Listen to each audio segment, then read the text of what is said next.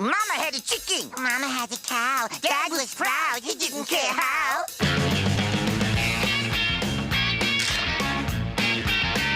Cow.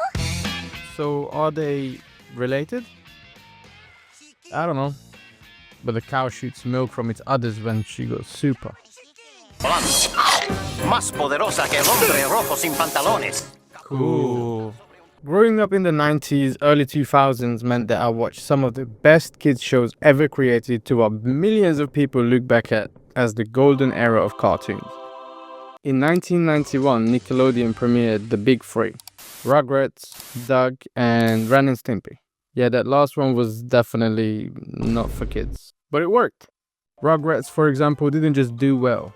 It became a billion-dollar franchise and held the title of Nickelodeon's highest-rated show for 12 consecutive years, until it was dethroned by another giant. Ren and Stimpy, despite, or maybe even thanks to, its questionable scenes, proved that cartoons could be weird and edgy. And Doug was alright.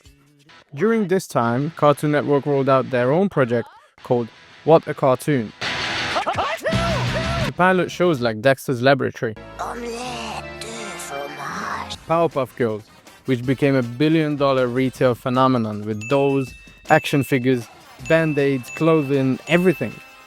And Courage the Cowardly Dog, the horror comedy that was once even nominated for an Oscar.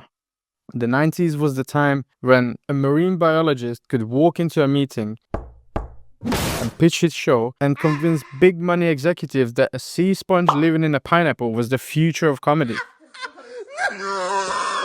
This was also the last end of traditional cell animation. There was a period of time where shows were using a mix of cell and digital animation. For example, a hand-drawn SpongeBob holding a 3D rendered pencil.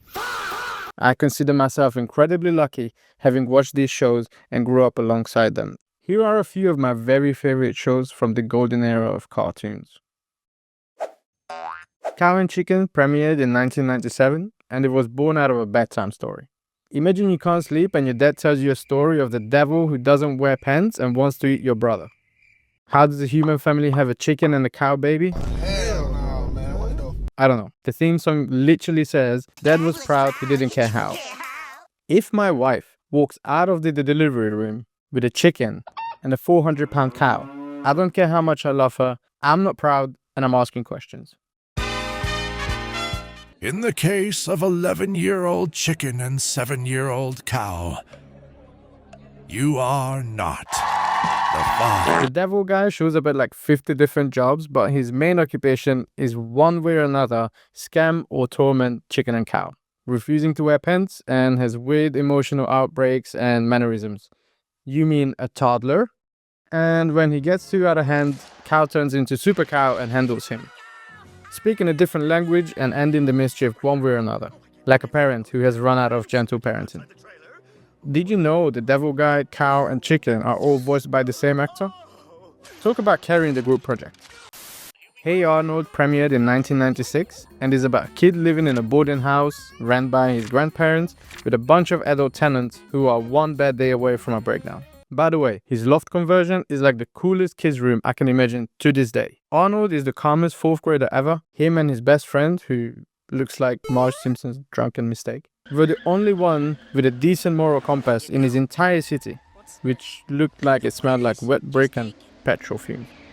Arnold was a good kid, and many kids' first genuine good example of what it's like to do the right thing without making yourself out to be a hero. Arnold would save a life, shrug his shoulders, and go home to listen to some banger jazz in his bedroom. His head is a mystery forever. How does he put on a shirt? What purpose does his head serve? And any mother looking at his head would wonder how the labor went. Ain't gonna fit, bruh. Anyway, there are many people in that boarding house who wouldn't pass a background check. Look at little Goblin Jr. But my absolute least favorite is Oscar Kokoschka. When I was a kid, he was just the lazy guy. But as an adult, I know him and I hate him. Doesn't have a job, always owes money, lazy, and lies to everyone. Not even funny. You you $100 2 days ago. Susie, you know I had to use it to pay the phone bill. Oscar, they cut off our phone service this morning. I know, it's a terrible mistake. We should sue. Oh, Oscar, that just doesn't make any sense. Tell me about it. So can I have the $50? I don't have $50. We've already spent my paycheck this week. What about your overtime? I work 20 hours a week overtime already. How many more hours do you want me to work? Fuck that guy. There's also no Arnold without Helga, his secret lover who publicly hates and bullies him at every opportunity she has. She isn't just in love, she's obsessed. She has a 4-foot-tall Arnold statue in her wardrobe made from chewing gums and hair. Not cool. I was probably too young to take away valuable lessons from the show, but looking back, I'm glad I watched it.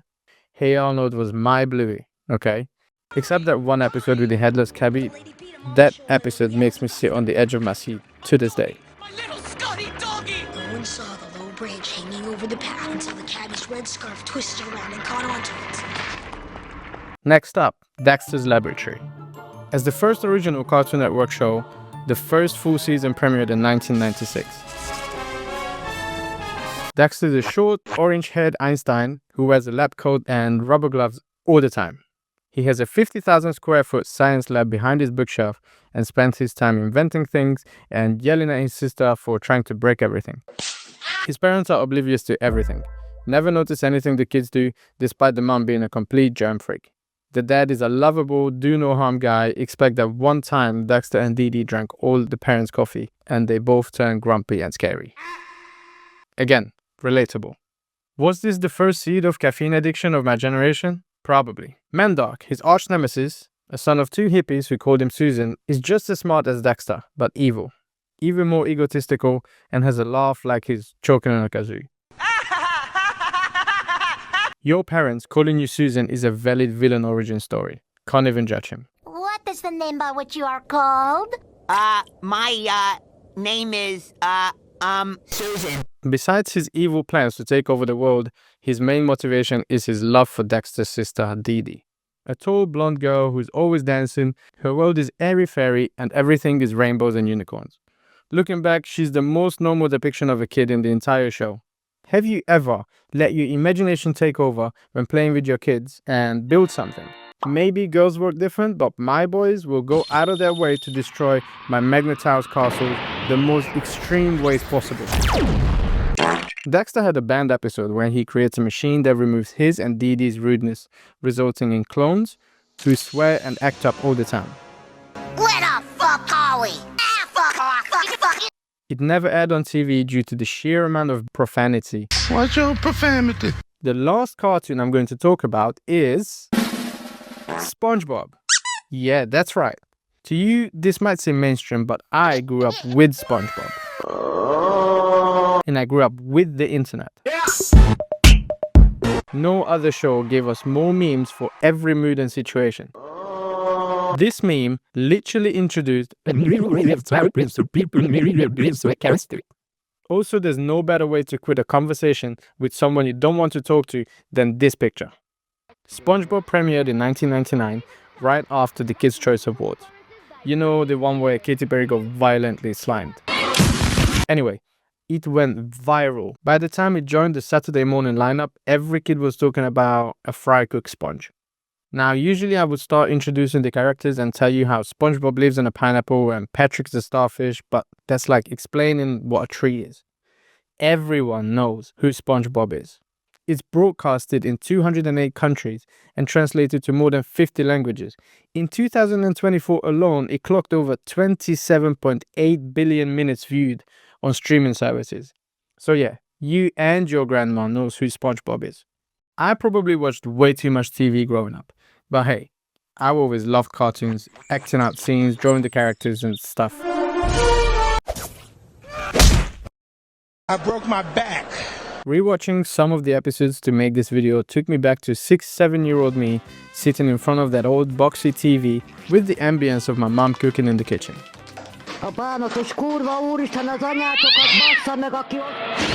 Let me know your favorite childhood show in the comments, unless it's the grown-up version of Rugrats. Bin. Thank you so much for watching. Don't drink, don't smoke.